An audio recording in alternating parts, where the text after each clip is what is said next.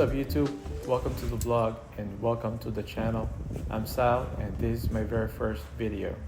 And today we're diving into my 2015 Evo 10 Final Edition. See, the car has been running rough lately. I got a rough idle, no power, and even cutting off while driving. Plus sometimes it will pop a P0300 random misfire code or a P0304 cylinder 4 misfire code. I think I know what the culprit is. I think it's the bad fuel inside the tank because the car has been sitting for over 3 years. But before we start diagnosing that, I got a few things to tackle first.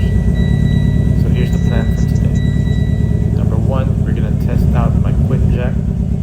Number two, I'm gonna need to do an oil change. And number three, we're gonna drain the old fuel out.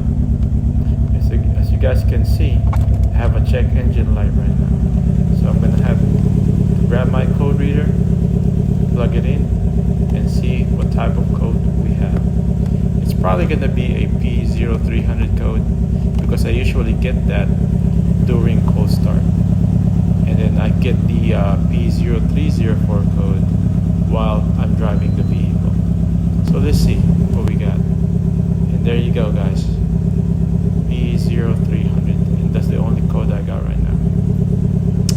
So we're gonna have to set up the QuickJack. Let's jack the vehicle and let's get the oil change knocked out. And there you go, as you guys can see, I got a service engine soon light on right now.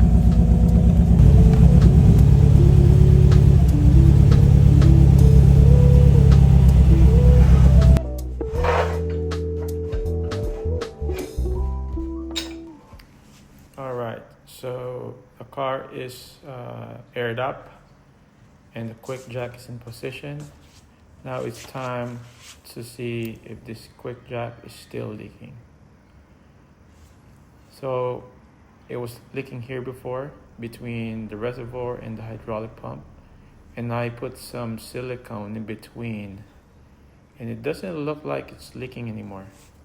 Usually the diapers are going to be all red from the hydraulic fluid, but now we're looking at, I don't see any fluids anywhere, so that's good news. So that being said, let's raise up the vehicle.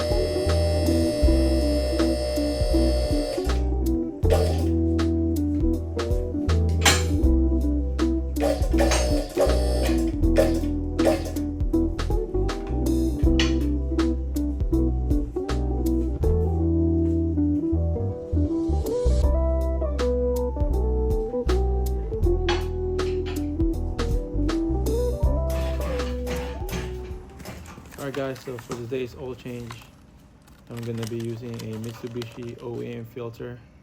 This is solid, have no issues with this, no leaks, no weird pressure drops, just great quality. I grab a bunch of these online because I do my oil change regularly, and buying in bulk just saves time and money. And as far as the oil goes, I'm running a Mobil 1 5W30 full synthetic. This stuff is legit and has a great wear protection. What do you guys think?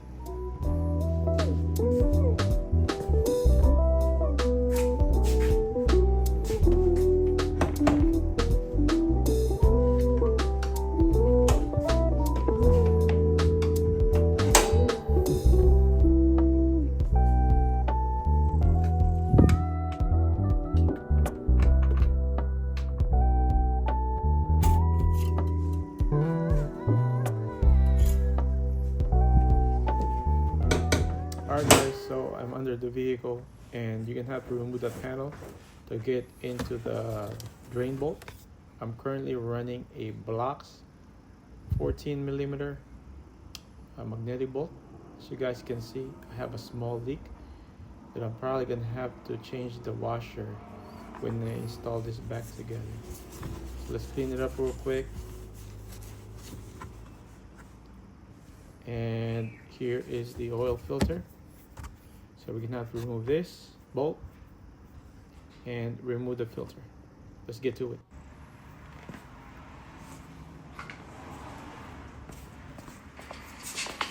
Alright guys, let's bring the Evo all the way down. I'm done with the oil change. I didn't get a chance to record the oil drain part, but everything's wrapped up. The OEM filter is installed and good to go. That is it for the oil change. If you've used OEM filters or you're a fan of Mobile One, drop your thoughts in the comments. And if you got an oil and filter combo you swear by, I'm always down to check out what's working for you. Let me know in the comments.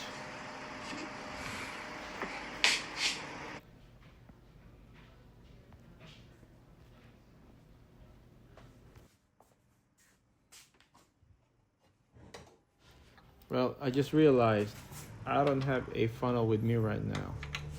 Normally, I just want to keep things clean while pouring the oil in. But hey, this is DIY life, right? So instead of running to the store, I'm just gonna put my innovative skills to the test. I've got some metallic tape laying around and I'm gonna use it to make a quick makeshift funnel. It's not fancy, but it should get the job done. Save me from spilling oil over the engine bay. Sometimes you just gotta improvise and work with what you got. Let's see how well this life hack works. Check this out. Not too bad. Now let's put everything back together and let's do the next project.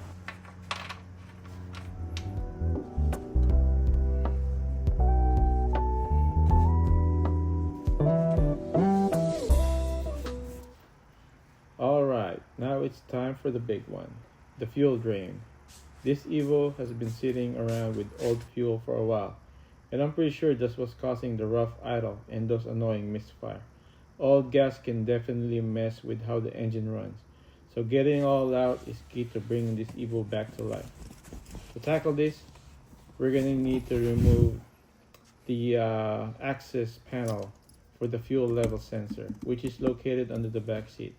So the first step is to pull back the seat cushion. Once we're in, we can safely drain the old fuel and hopefully clear out whatever causing the problem. So let's get to it.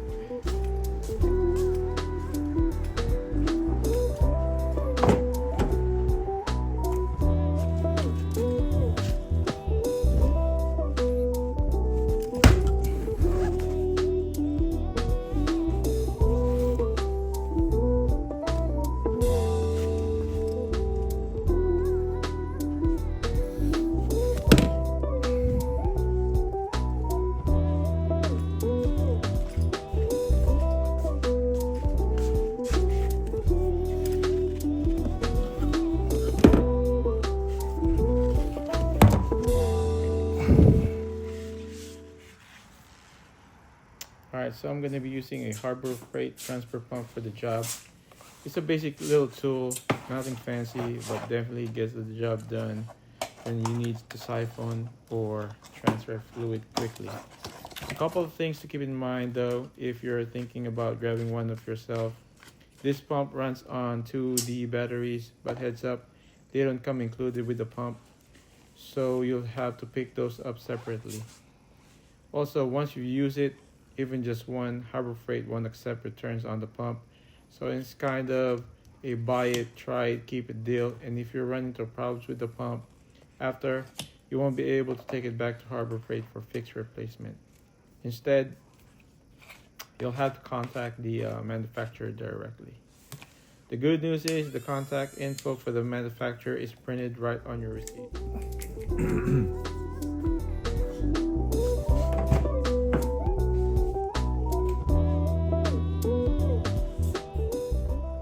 So I've already taken the cover off and removed the fuel level sensor.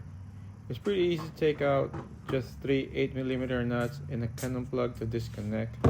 Now I'm just gonna use my 5-gallon VP jug to catch the old fuel. Let's get to it.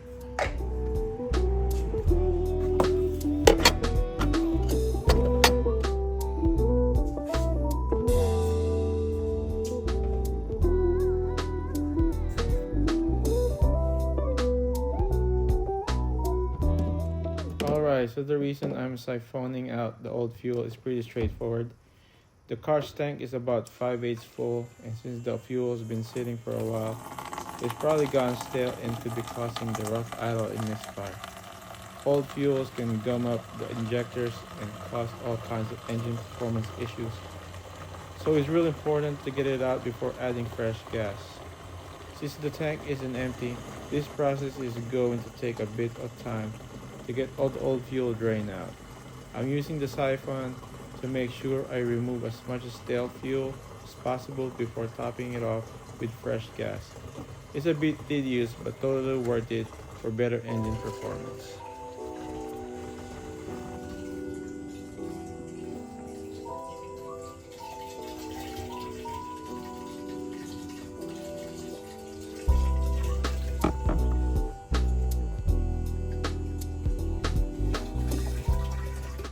Alright, I'm finally done pumping out the old gas, and yeah, it took a while. The tank was about 5/8 full, and it ended up taking 2 5-gallon VP jugs to completely drain it out. Definitely not a quick job, but getting the old fuel out is a huge step in getting this Evo running again. Now I'm going to pick up the fuel level sensor and start installing it. It's the same process as removing it, just need to install 3 8mm nuts and the cannon plug, and then once we're in, we'll be able to throw in some fresh gas and see how she runs.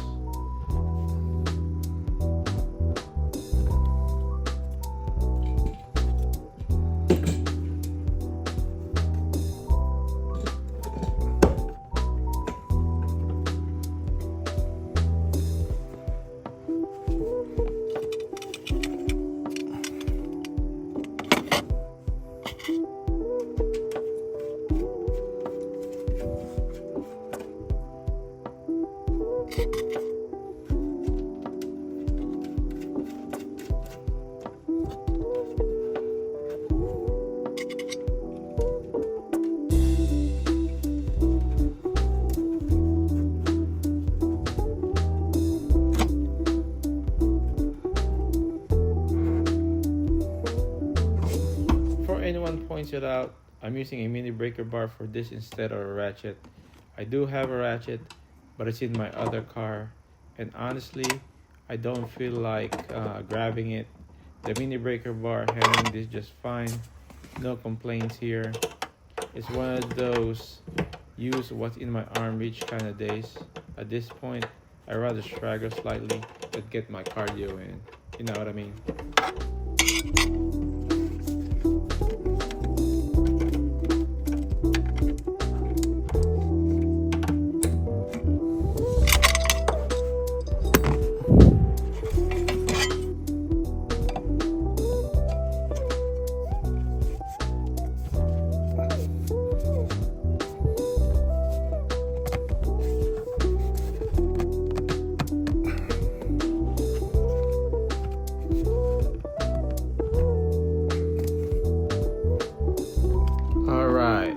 Fuel level sensor cover is back on and everything's tightened down. That pretty much wrap up all the work under the seat. The last thing we have is to reinstall the back seat and get everything back looking normal. Alright guys, so we have a change of plan. I won't be adding fresh fuel today. I need to go somewhere, so I'm gonna leave that for the next video.